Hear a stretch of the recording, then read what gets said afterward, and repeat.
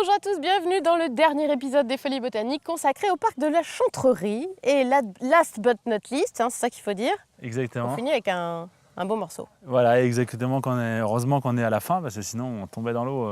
Oui, on ne pouvait pas aller plus loin. Exactement.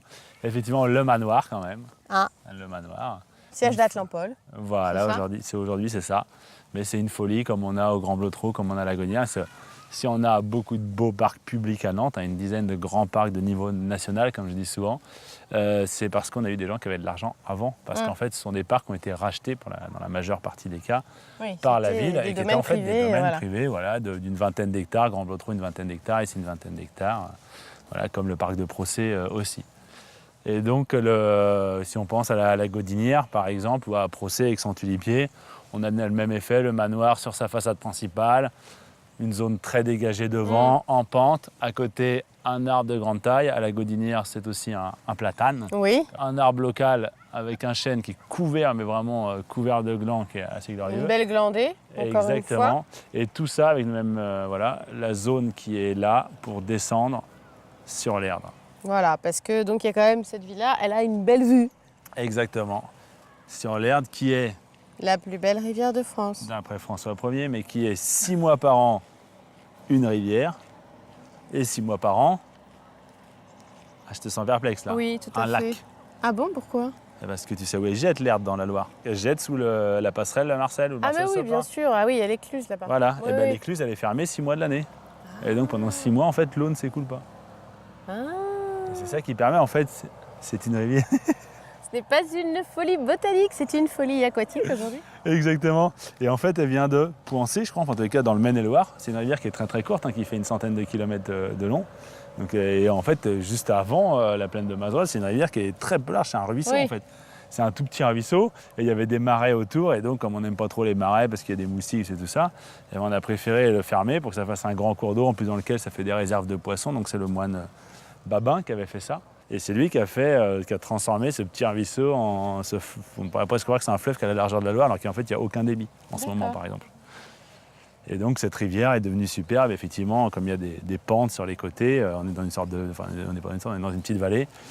Tous ceux qui avaient de l'argent voulaient faire leur manoir qui donnait dessus, et ça donne quelque chose de très beau qu'on avait depuis le manoir.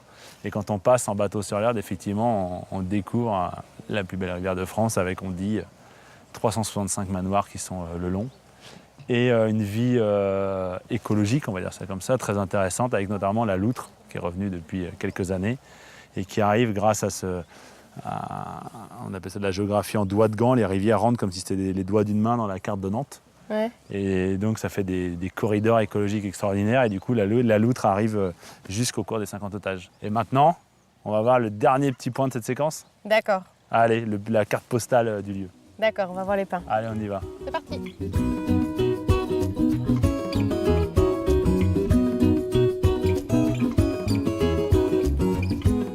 On s'est baladé un petit peu au fil de l'Erdre et on est tombé sur la fameuse chapelle dont on parlait au premier épisode, rappelez-vous. Exactement, là on s'en est rapproché, tout à l'heure on la voyait par l'autre côté. On voit encore des grandes perspectives qui permettent d'avoir plus loin. On voit l'école vétérinaire tout au fond.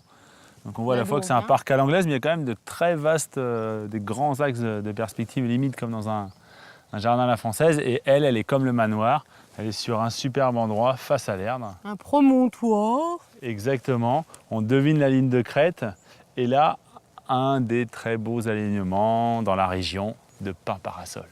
C'est quand même très très beau, ça valait le coup de le voir. C'est sublime, on se croit en Méditerranée. Alors le pin parasol, on le reconnaît, c'est tu vois, les écorces, à la fois elles sont craquelées, mais elles sont les morceaux de chaque écorce, c'est très long. Oui. On appelle ça du rytidome, ça fait des très longues plaques tout en longueur. Une autre caractéristique, je pense qu'on va en trouver parce qu'il y a des aiguilles un peu partout. Mais voilà, les aiguilles sont regroupées par deux, ce qui n'est pas le cas de tous les pins. Et puis on se sert de ce qu'il y a dans le pin, parce qu'on l'appelle aussi le pin pignon. Et donc les pignons des cônes, on les mange, c'est dans les salades. Les pignons de pin, c'est très bon. Exactement, dans les tagines ou dans le pesto, on les met. Les pins parasols, c'était le lieu de rassemblement des protestants. Comme ils n'avaient pas le droit, ils n'avaient pas de temps pour se rassembler, évidemment ils n'allaient pas aller à l'église. L'endroit secret pour se rassembler, c'est les pins parasols. Donc des fois, quand on est au milieu de la campagne, il n'y a rien, et puis il y a juste un pin parasol assez sublime qui a une centaine d'années, c'est qu'en fait c'était le lieu de culte des protestants. Ah oui. Et là, ça a été le cas aussi? Là, c'est un alignement qui a été fait par Noisette en 1870 quand il dessine le jardin. Donc on a par contre des pins parasols qui ont presque 150 ans maintenant, ce qui fait des très beaux sujets qui dominent l'herbe. Donc d'ici c'est très beau, mais quand on est dans l'herbe, sur l'herbe, ou sur la rive en face, quand vous voyez les pins parasols et la chapelle derrière, la vue aussi. Là, c'est le top du top.